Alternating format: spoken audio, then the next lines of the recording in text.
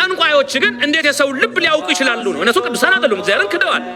ሰው እነሱ ጋር ሲሄድ ግን ሁሉን ነገር ዘርዝረው ይነግሩታል። የሰው ልብ የሚያውቀው ማን ነው? አንዳንድ ጊዜ ሰው ጠንቋይ ቤት ሲሄድ እውነቱን ይነግሩታል። በሁለት መንገድ እውነት ይናገራሉ። መጀመሪያ ኤርምያስ 7 ላይ ልብና ኩላሊትን እመረምራለሁ ይላል። ሁሉን አዋቂነት የማን ባህሪ ብቻ ነው? የእግዚአብሔር ባህሪ ነው።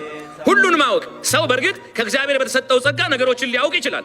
ኤልሳ ኢየሩሳሌም ሆኖ የሶርያን የጦር ስብሰባ ይከታተል ነበረ።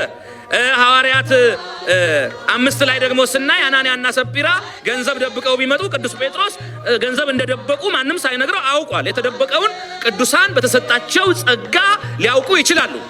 ነገር ግን ሁሉን አዋቂነት በእግዚአብሔር ዘንድ እግዚአብሔር የባህሪው ነው፣ ለሰው ግን ሊሰጥ ይችላል። ጠንቋዮች ግን እንዴት የሰው ልብ ሊያውቁ ይችላሉ ነው። እነሱ ቅዱሳን አይደሉም፣ እግዚአብሔርን ክደዋል። ሰው እነሱ ጋር ሲሄድ ግን ሁሉን ነገር ዘርዝረው ይነግሩታል። ይሄ ምስጢር አለው።